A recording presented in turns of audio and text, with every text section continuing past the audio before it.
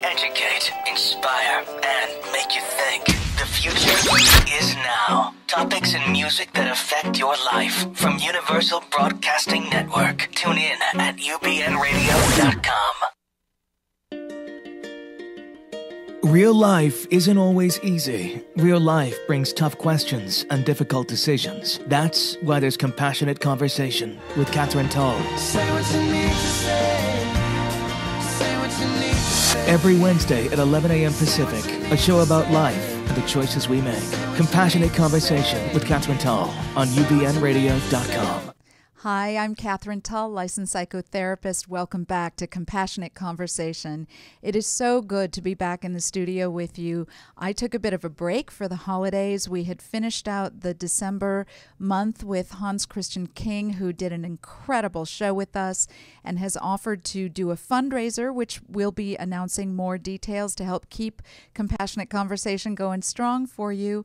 And it's now the new year. I cannot believe it. It is 2014, and it has started off beautifully. I hope that you are starting the new year with warmth and peace and love and joy and absolute affirmation of tremendous abundance, richness, and harmony in every aspect of your life. It is always a thrill for me to be here and talk to you every week about bringing more compassion into your own life and the lives of everyone whom you touch. Because, as I say, we live in a world that people are rushing too fast. Everybody's distracted. Our priorities get mixed up. And sometimes we even forget to be kind to one another. Compassion shows up in so many ways, and I feel that it's very, very important for us to all remember that compassion starts with ourselves. It starts with being kind to yourself, loving yourself, forgiving yourself, and then being able to reach that outside of you and touch everyone with a little more gentleness, because imagine what the world would be like if we could all be a little more gentle with ourselves and with each other. So this morning, I am absolutely delighted to have on my show a new friend and colleague and mentor, Dr. James Walton. Welcome. Thank you, Kathryn.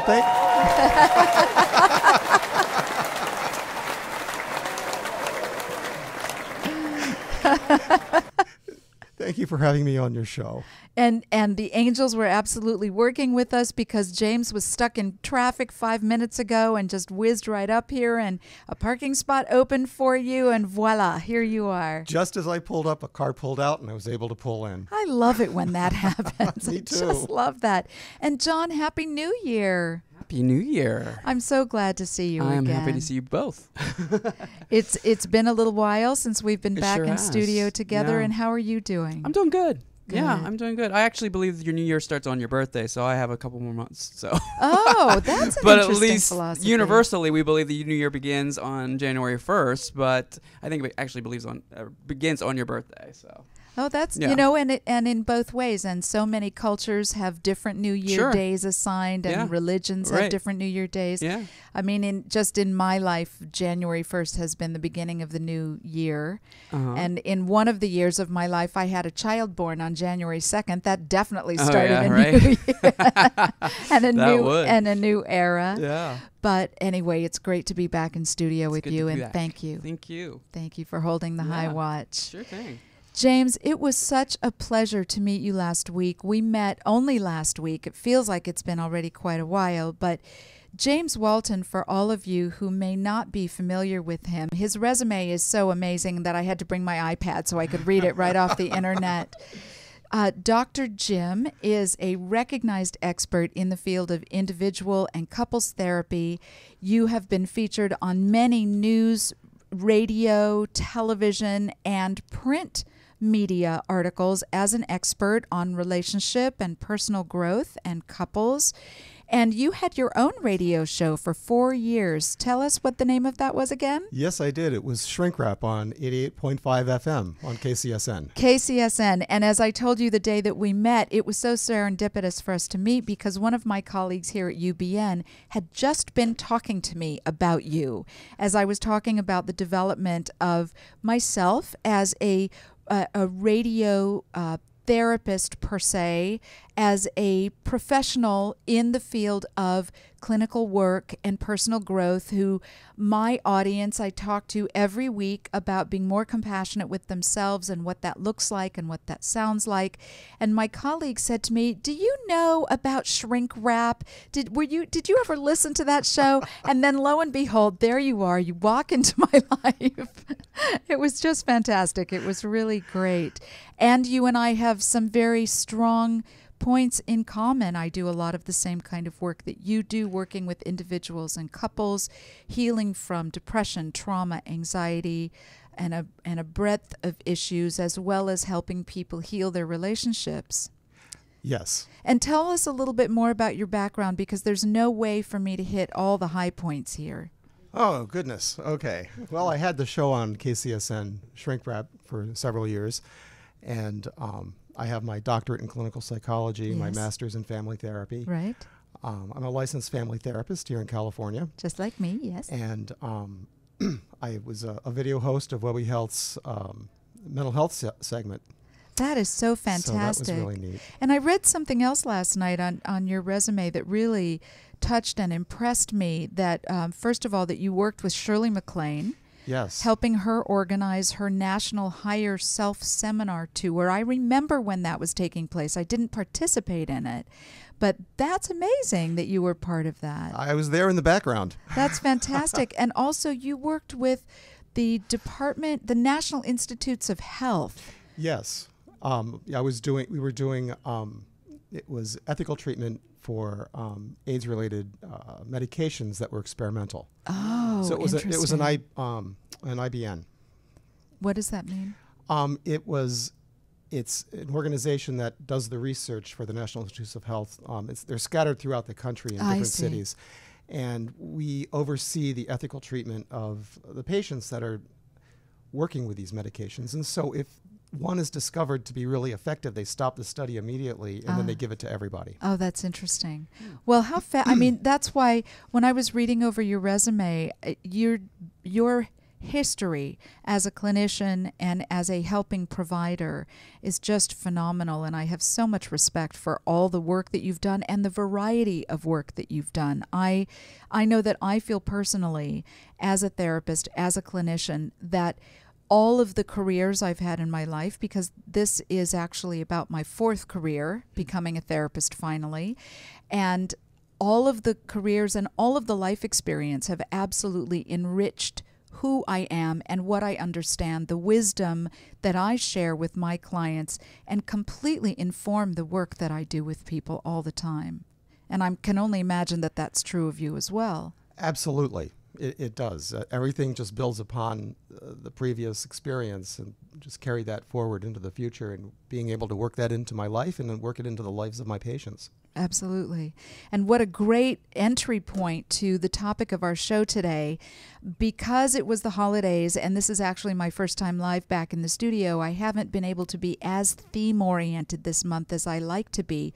But what I wanted to focus on for this first month of our new year is recovering from life phases, because a lot of people party pretty hard over the holidays, or have a lot of emotion over the holidays that they may not be partying. They may be, really kind of coping with a lot of emotion.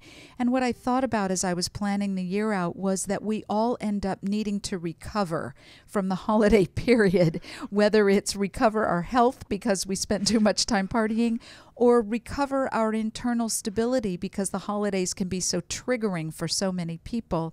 So the theme of recovering from life phases felt very, very appropriate to me. And you had an extraordinary experience, and what I thought it would be fabulous for us to share with the audience today is talking about that. You experienced many, many years ago a near-death experience. Yes, when I was 21, I was in a very serious car accident, and at one point I was in the hospital, and a blood clot had developed in my lung, and they had to go in and remove it.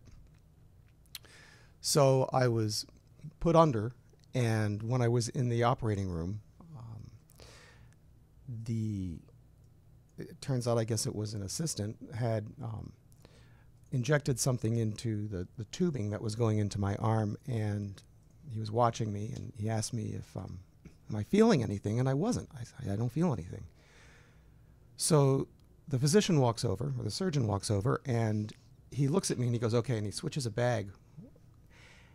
They open up the valve, and the next thing I know, I feel myself becoming very, very heavy, and I can't move, but I can still hear. Oh, my goodness. And I then hear the surgeon say, okay, let's begin. And Wow. I wanted to scream no, but I couldn't move. Oh, my gosh. There was nothing I could. And the next thing I heard was this: the surgeon goes, "Oh no," and that was the last thing I heard. And it goes, "No, no, no, no, no, no, no, no, no, no, no, no, no, no," and it just stopped. Oh, my goodness. And That sounds frightening. Really frightening. well, it wasn't. Oh, that's It interesting. was. I was just going with it. There was no fear in the experience. There was never a moment of fear in the experience. And I sat up. It was dark. I didn't see the people around me, although some people who have the experience do. I didn't. I sat up and it was completely dark. And I had the sensation of putting a book into a shelf. You know how when you're reading a book and you're on a page and you're really involved with that page? Yes. And you turn the next page and you're in that page and the next one. As you read a book, you're involved in the pages. But when you finish a book and you close it, you review it in your mind quickly, and you get a sense of the book, and you get a sense of what you've just been through reading. Right.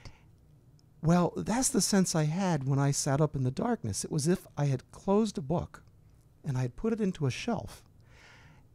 And I had an understanding, which is now lost on me a moment. But at that moment, I seemed to know. And I had an understanding of my life, and I started walking down this hallway.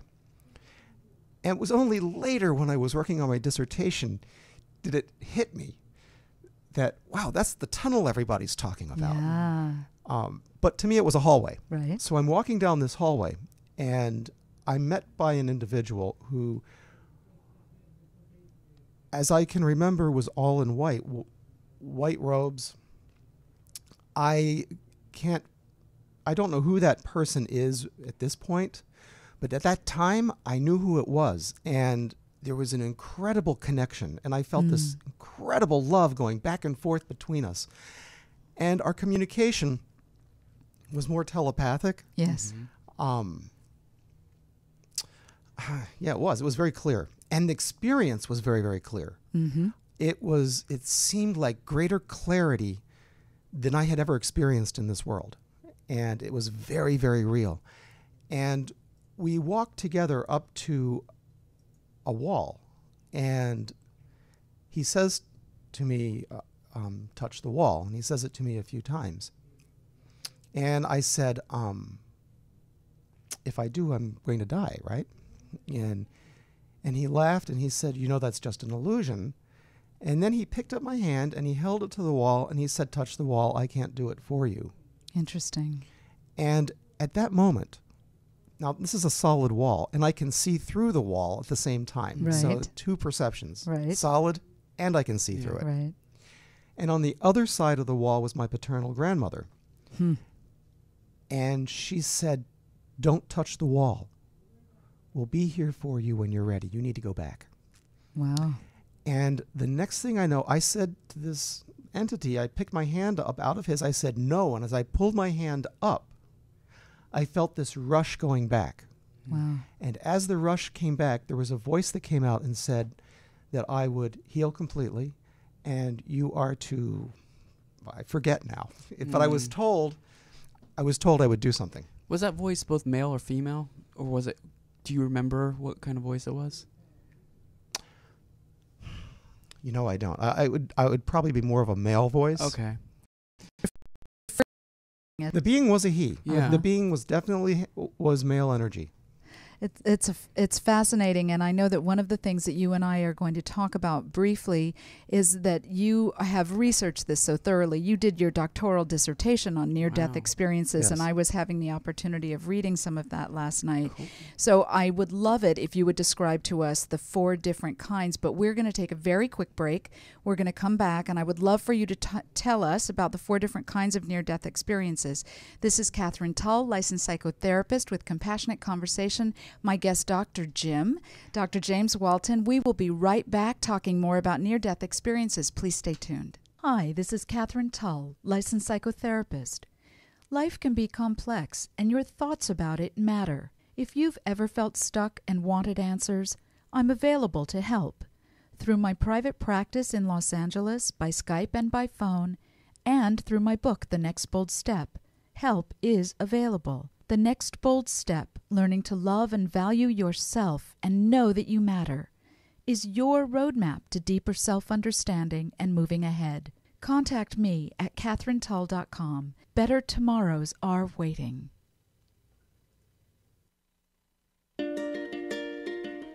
Real life isn't always easy. Real life brings tough questions and difficult decisions. That's why there's Compassionate Conversation with Kathryn Tul. Say what you need to say. Say what you need to say. Every Wednesday at 11 a.m. Pacific, a show about life and the choices we make. Compassionate Conversation with Kathryn Tul on ubnradio.com.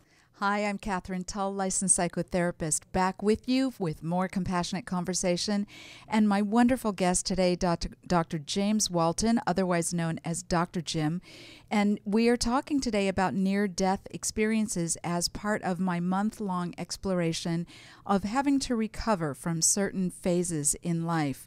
So, James, you just described to us in great detail the actual physical time and experience that you had, and the mental, emotional experience that you had of nearly dying. Before you go on with what that was like for you, I would love for you to tell us, because in your research, you describe this very, very clearly. There are 4 different kinds of near death. So please illuminate us with that. Well, we're aware right now of just 4 kinds that we can identify. And the first kind is an experience that someone has when they have a life-threatening experience. They are close to death, and they have a sense of leaving their body and being surrounded by a sense of peace and love. And that's the experience. The other experience that people have is they leave their body and they go through an experience of meeting others and having a life review and having a boundary that they have to cross. Oh, that's interesting. The third kind is a hellish experience, and it's the smallest number, approximately 1% of the people who have near-death experiences, and that was by a Gallup poll that was done in the 1980s, have this kind of experience. And these are people that generally have lived lives where they have a tremendous amount of guilt or a lot of regret, and they come back from that experience. And then the fourth kind is one that has all the other elements in it, except the hellish part, and it's all the other elements.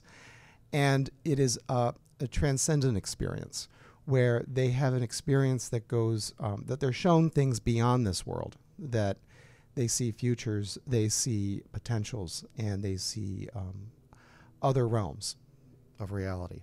And so then when they come back from that experience, they actually have retention of that information that they then are able to share or at least utilize in their lives? Yes, actually all 4 types, people come back with a retention of what they experienced. So even the 1%, and I want to reiterate that so that people don't get scared, it's 1% of people that have a near-death experience who have lived a life, I'm imagining, where they have in some way or other either had imposed a lot of personal transgression against others, personal harm against others. They're feeling very guilty, and they have a lot of remorse and a lot of regrets, you said. And so their experience of leaving this lifetime is not pretty nor pleasant. It's pretty much the sociopaths. Right. It's really serious stuff. It's people who are murderers, people who really do transgressions against other people in Yes. very, very, very serious ways. Yes. Now, an interesting statistic from the Gallup poll, also from the 80s, was that approximately 35% of the people who have had an experience of dying will have come back with a memory of a near-death experience.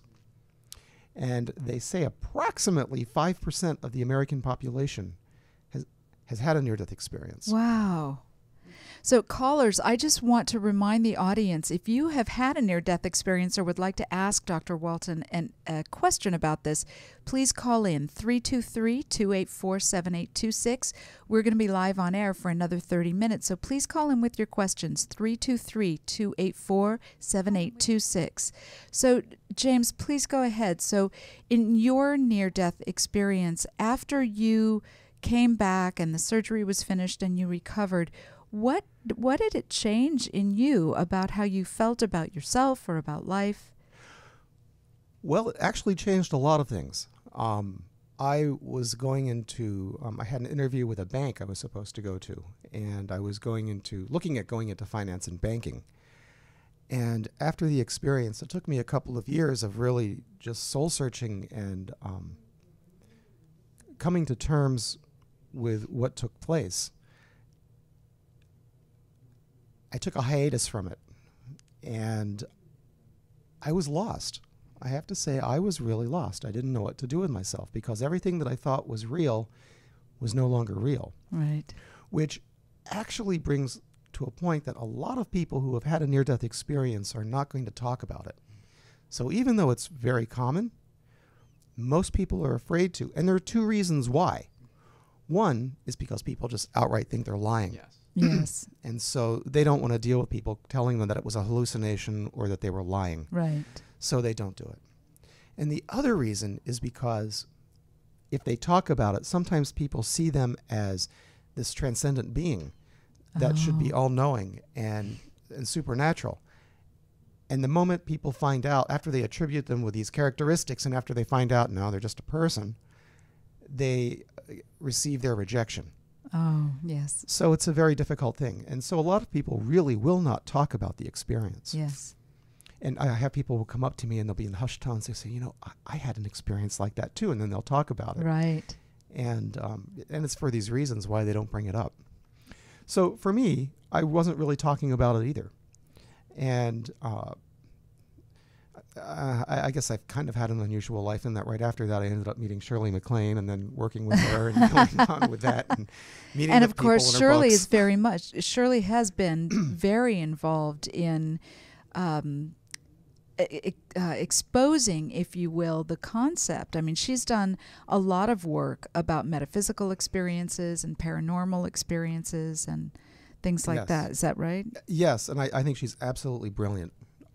She is one of the most, if not the most intelligent person I have ever met in my life. Oh, how fantastic. She's just an absolutely wonderful person, and the things that people have said about her, it's so hard to hear, especially back then, back in the 80s when it was really going on, in the late 80s and early 90s. Just as a little sidebar, tell us quickly how you came to meet her.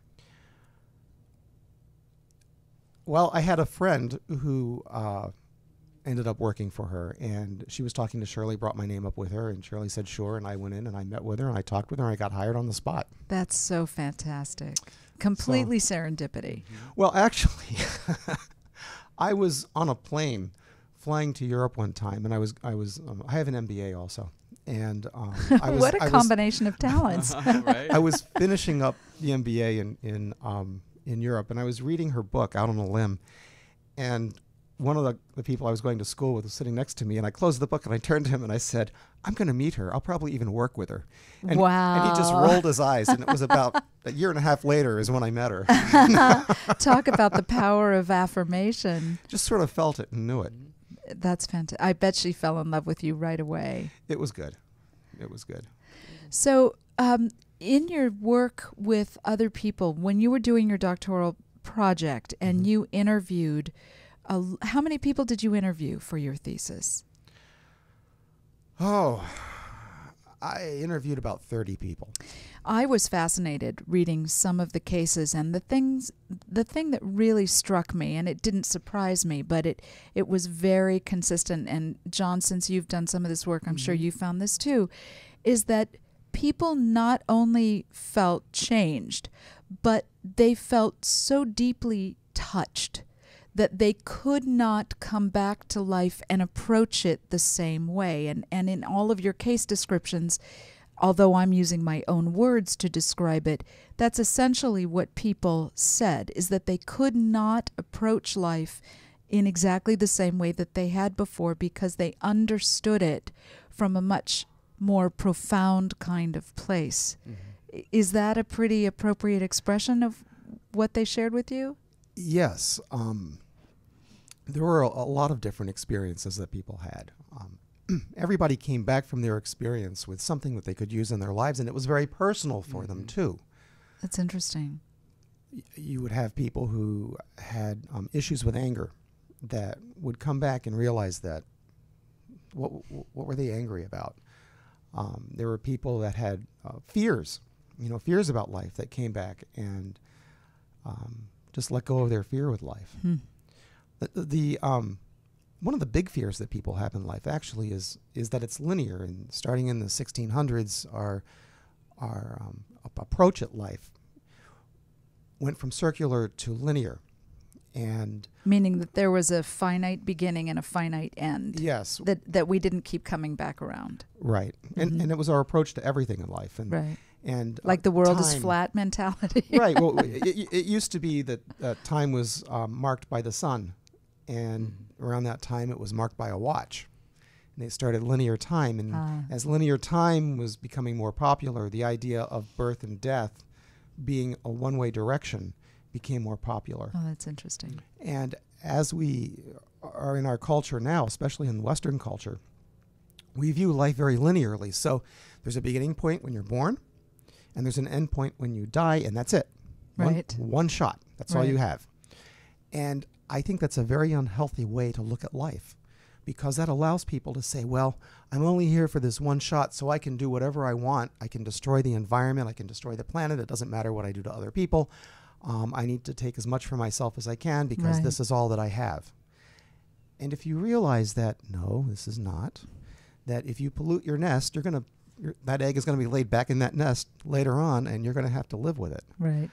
Of course, that was the whole impetus for my starting the show and focusing on compassion as a piece of that, because even if, let's just say for the sake of discussion that we all agreed that life is linear, which I think all of us here right now don't feel that way, but if it were, nonetheless, even within that one line, what goes around comes around.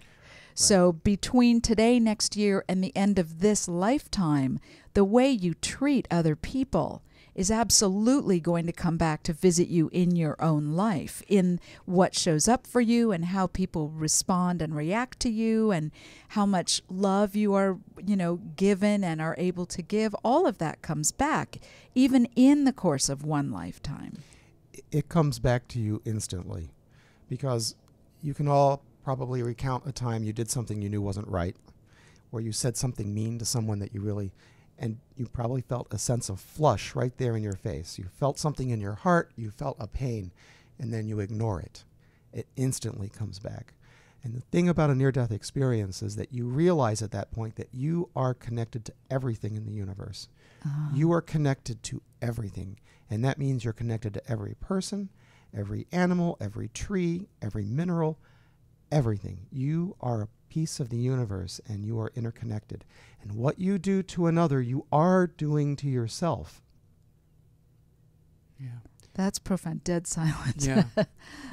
There's a poem called The Egg, which really demonstrates that in a really powerful way, called The Egg by Andy Weir. It's really amazing. And, I love it that you said that, James, because we don't often think about it that way. And of course, if we could remember that what we do to others, we are doing to ourselves, I think a lot of people would think twice about their behavior.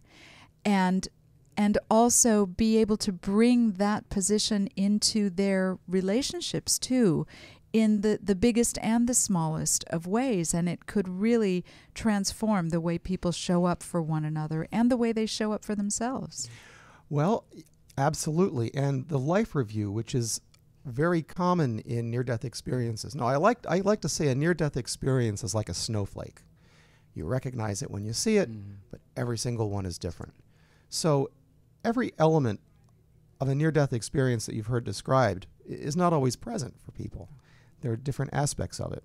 But one that's very common, but not always present, and it wasn't present in mine, but one that's very present is the life review that people experience. And this can be very transforming for someone.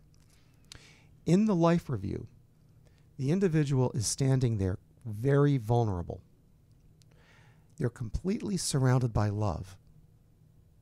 And they have a very fast review of their life, of the positives and negatives that they participated in that life. Mm-hmm.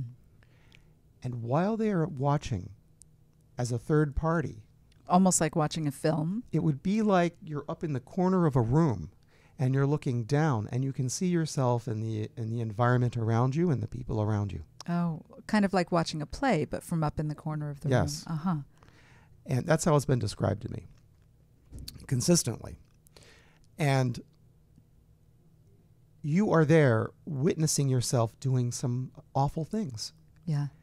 And you are completely surrounded by love.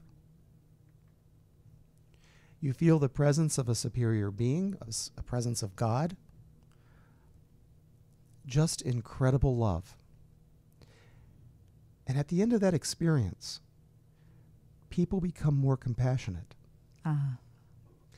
They come back from that experience and they realize that even in their most weak, vulnerable, exposed experience of their life, which would be that life review, Right.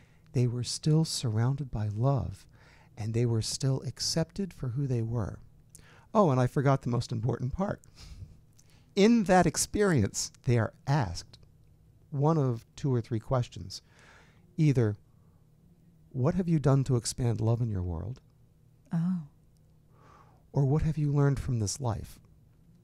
And this is asked by a non-visible entity, I can only assume. This is a non-gendered voice. Okay. And it's either heard through the ears or it is heard inside the mind Mm-hmm. as an awareness. Mm-hmm. And they are watching their life review at that moment.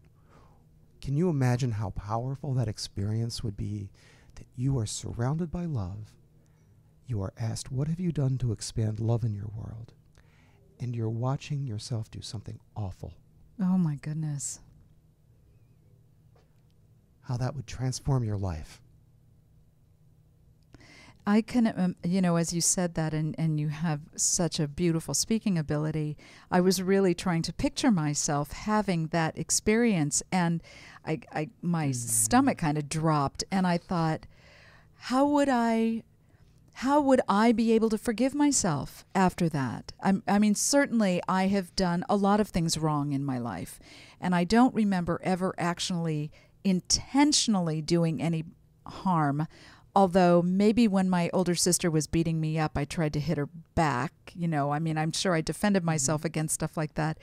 But I don't remember being the kind of person that picked on other kids. I don't remember purposely wanting to hurt my parents during my teenage rebellion. I don't remember personally ever really wanting to hurt somebody, even though I've had certainly my share of negative thoughts about people who have hurt me in my lifetime.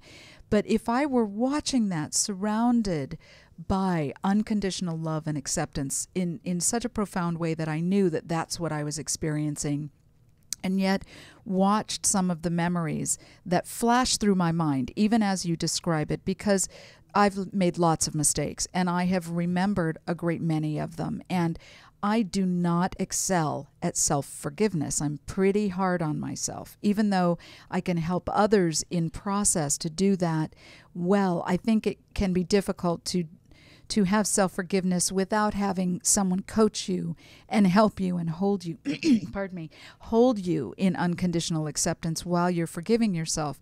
So here I am up in the corner of the room, let's say, watching my life review, surrounded by unconditional love, and I watch myself do something horrible. How would I feel about that afterward? What do they do with that afterward? Believe it or not, it is the greatest lesson in forgiveness. Because There you are, and a sense of the Supreme Being, the all that isness, God, is there present, watching with you, present with you in this experience. Mm-hmm. And yet you are still loved completely, without judgment. There is no judgment. You bring it upon yourself. yes. Now, it's a good lesson to take back with you, because a lot of people, when they come back after that experience, they find themselves very forgiving of others. They find themselves much less judgmental of themselves and of others. However, there's probably some benefit to holding on to a little bit of regret. It could be homeopathic. So you hold on to that little bit of regret, and it just ensures that you remember your experience of forgiveness. Yes. So that it stays, in the forefront, so that it Right. stays up in the memory, and you can remember in those moments when you feel tired or irritable or just, kind of fed up with the material world, and you might behave in a way that you would later not be so proud of. Well, yes, and there wouldn't be the intention. It's the intentionality. If your intention is to harm another, that's very different than if it's accidental and it wasn't intended. I think that a lot of harm is done from one person to another, not necessarily with intention, because that would be sociopathic, and there aren't really that many sociopaths in society, but it's done out of a lack of consciousness and just a complete lack of thoughtfulness, a lack of mindfulness, a lack of awareness. People just don't stop to think. They just will go around in knee-jerk reaction to the previous pain in their own lives, and so they end up behaving harmfully, hurtfully around others because they're just lashing out of their own pain.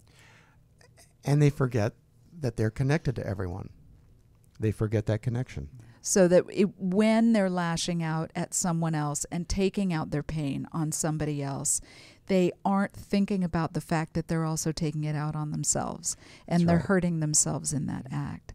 This is fascinating. We're going to take one more very quick break. I actually forgot to take one in the middle. I was like, I wanted to keep going. I didn't want you to take a break. No. It was so fascinating. I was enthralled with what you were saying. Me too. We're going to take a very quick station break. I'm Kathryn Tul, licensed psychotherapist, with my incredible guest, Dr. James Walton. Stay tuned. We're coming back to wrap up our conversation about near-death experiences. Here we go. Shows that make you laugh. Shows that make you think. Music that moves you. It could only be one place. Universal Broadcasting Network. Tune in at ubnradio.com. The views and opinions expressed in these radio programs are those of the individual hosts and do not reflect the official policy or position of Universal Broadcasting Network.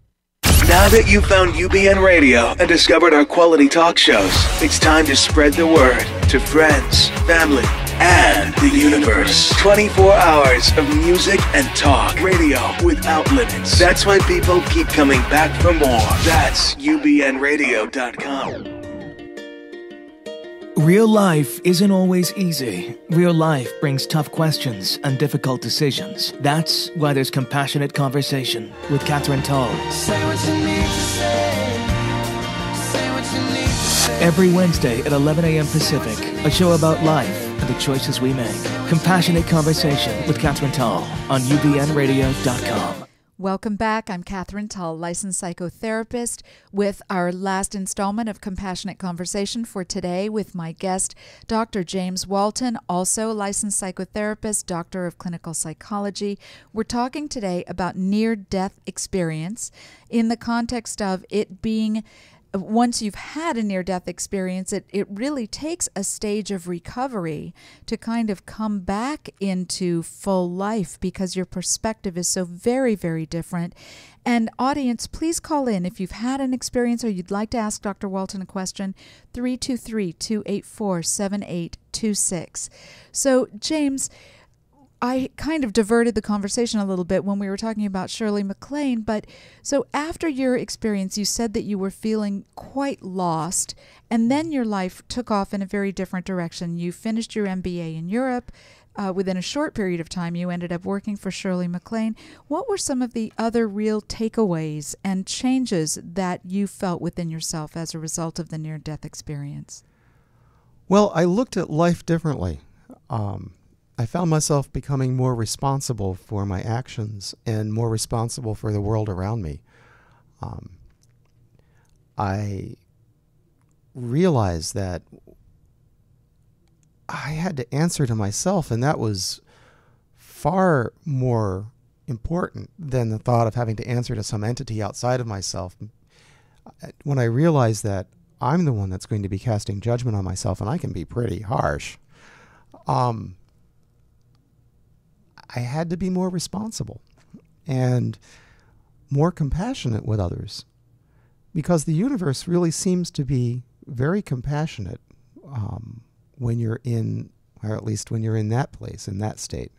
In the state of being in between this life and the next? Yes. Okay. Yeah. So because as you were describing that can very consistently in the reports when you were doing your research that people said that they felt surrounded by unconditional love. And you said yourself that in that moment when you were standing at the wall with the being who was trying to get you to touch the wall, your paternal grandmother was telling you not to, but you said that you knew that you were surrounded by love in that moment. Yes. And in your description of it, I think that you described it as a sense of light. It was a sense of warmth.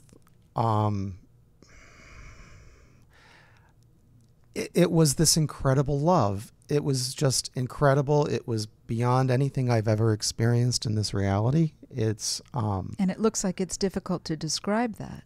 Yes, and then, you know, the further away I get from it, the more difficult it is to touch it again. Yeah. The first few years afterwards, I could go there really quickly and really easily. I could feel it. Wow. I can't so much now. It's been a long time, and but I can remember bits of it, and I can remember how I was responding to it, Right. and it's undescribable. It was just undescribable. And so that sense of being more responsible to yourself as well as to the rest of the world and having a greater sense of compassion for yourself and for the rest of the world, it would be fabulous if we could all rise to that level without necessarily having to be taken to the extreme of a near-death experience. If we could arrange our own waking up, if you were, so that we are really confronted with our actions, confronted with the impact of our actions on others, and if we could bring ourselves face to face with how it feels to be looking down at a very fast life review when you are surrounded by unconditional love and unconditional acceptance, a complete non-judgmental state. If we could, and I think that that's why the contemporary movement toward meditation, toward affirmative thought, toward prayer, to me, that's what the impetus for that whole movement is that the state of feeling more unconditional love, of releasing this harsh judgment that so many of us practice on ourselves, which of course we learned. You're not born as an infant with harsh judgment. We learn it through life experiences and the behaviors and attitudes of other people around us. At least that's my view and my theory about it. But if we could try to have a frame for ourselves that is reality. You have to integrate the idea of the ego also. When you're in a near-death experience, the ego seems to slough off, and you don't have it, and you can be very present. And the ego is a very, very important part of us. It helps to keep the organism alive. Yes. So it's really about keeping us alive and in this world. And the ego seems to be the part of the self that gets in the way a lot of understanding compassion and being connected to others and understanding our oneness with everything. But it is also a very essential part of ourselves that we don't want to get rid of either. And so it's learning to have a better balance between the ego and these other parts of the self. The fear is actually, Roosevelt said, there's nothing to fear but fear itself. And, Right. and when you have this experience, you realize that's true, because our greatest fear in the world is death, the annihilation of the being. And when you realize that you don't die, then fear actually becomes irrelevant. Yes. And the ego does hold on to fear. Right, and the ego revolts against that concept. I mean, that's why we stay grounded in a lot of fear, because if the ego's job, and of course I understand the theory behind all of this, if the ego's job is to help keep us alive during this linear lifetime, it cannot look outside of that framework. Right. And it must hold on to fear in order for us to allow the ego to do its job. Right. It's if you let go of all fear, you'll just walk out on Sunset Boulevard. Then you won't look. Then you'll have another near-death experience. So fear does have a place in our world, in our reality. Yes. We just, when the experience can teach us to give it its proper place. Yes. So if you had to kind of summarize what the greatest gift was from the near-death experience, how would you kind of wrap that up for us?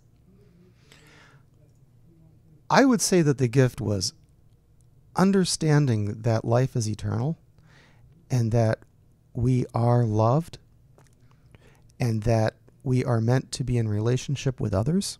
Yes. And that we are meant to experience compassion with others, and that we are meant to grow through understanding and education and experience, and that our life right now is like the edge of a coral. The living part that we're in right now is the part that grows. And it grows on and expands. And you know how a coral gets larger, but underneath it is its past. Yes. And that is what it is like in life, is we, as we are here at this time on this earth, we are on the living corona. We are on that living edge that creates the expansion of the universe, that creates the expansion of consciousness. Yes. And it is a very important job that we're doing. And so while we're here, it is to experience as much as we can experience, to live as deeply as we can, and to love and connect with others as much as we are able to. Because once we leave this physical reality, we release any connection to it, any way of affecting it. And many times my understanding is that people who have gone to the other side miss that opportunity of being able to be here, to participate. And that is one of the reasons why we come back. Oh, that's interesting. It just expressed that so beautifully, and I am completely on the same page with you about all of that. I feel absolutely very much the same way. Before we are completely out of time, because we're just down to the last 2 minutes, James, please let the audience know how they can find out more information about you if they'd like to, maybe read your research and look you up. Where would you like people to find you? Well, they can look me up on latherapist.com. Which, of course, the rest of us, how long ago did you get that URL? I got that in 98. Oh, my gosh. I ran with that one. LA Therapist. Well, Yes. Don't forget that I work here, too. Yes. May I mention my album series? Absolutely, yes. I have an album series at www.thedrwaltonseries.com. And it's interesting you use the word album because we kind of date ourselves when we use that terminology. So is this a CD series that you have? Or? There are CDs and downloads, and I actually won a music award from for one of my albums. That's fantastic. Cool. Yeah. That is so the drwaltonseries.com. Yes, the drwaltonseries.com. And LA Therapist, and it's not capitalized. It's lowercase. It doesn't matter. It doesn't matter. Yeah. The LAtherapist.com, Dr. James Walton. It's such a pleasure to have you on the show today, and I am really looking forward to us growing our colleagueship and our friendship and being able to work more closely together, because I know that I have a lot that you can teach me, and I'm very, very open to all of that. And it was so great that you could come on the show today.